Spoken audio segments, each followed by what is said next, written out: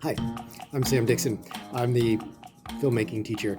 I have been at Bow High School for, I think, 16 years. I've been teaching for 20. I spent the first 10 years here at Bow as an English teacher.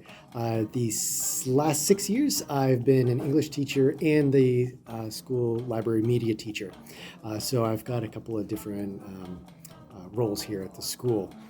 This year, I'll be teaching filmmaking first semester, and second semester, I will be teaching a Fantastic Worlds class. That's going to be a class that explores science fiction and fantasy as a genre.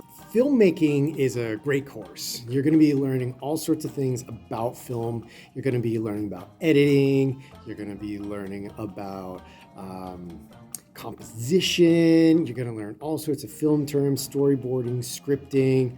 Also, looper reels. sorry.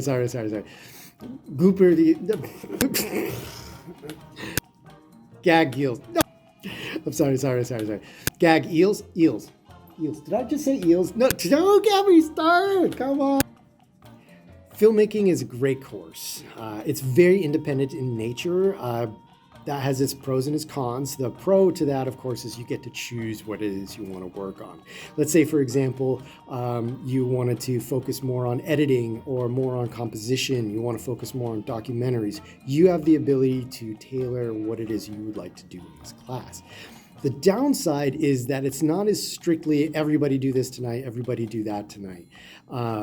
Instead, you have to really think about what it is you need to be working on at any given time.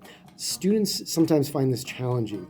One of the things we do a lot of is we conference a lot, so I can help guide you as far as what you should be working on and when. If at any time a parent asks a student, do you have any homework? The answer is always yes. I have filmmaking homework. There's always something that can be done. The other part of this that's sometimes challenging for kids is that you need to watch movies in order to make movies. And I think that it's important for kids to be analyzing to see how movies are made. So that is a component. Students will be asked to analyze 15 scenes.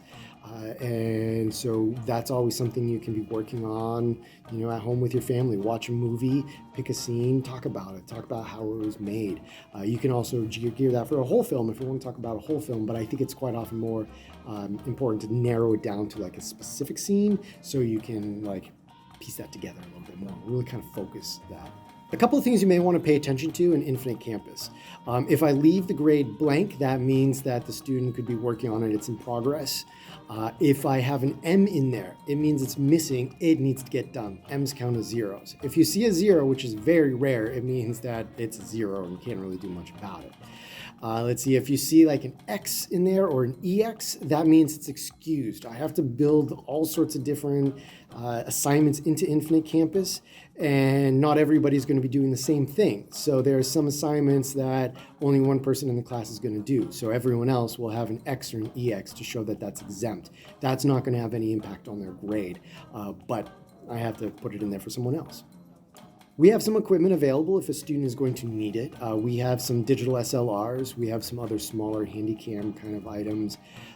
But of course, most people's cell phones are going to take really good footage. So that's always an option for students as well. We do have a variety of different tripods, steady cams, and little gorilla pods, these little teeny tiny things that you can put a camera on. So we do have lots of options if any equipment is needed.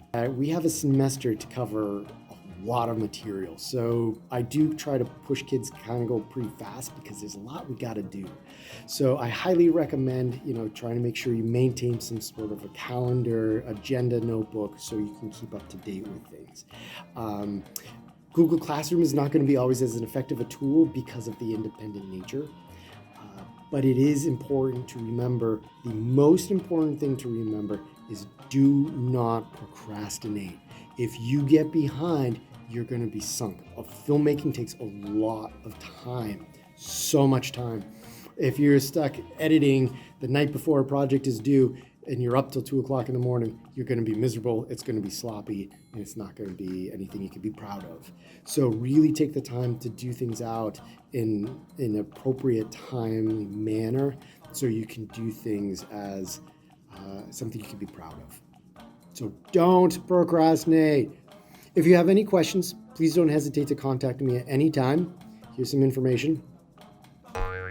And don't forget the big lesson here. Don't procrastinate. There's always something to be done, including having some fun.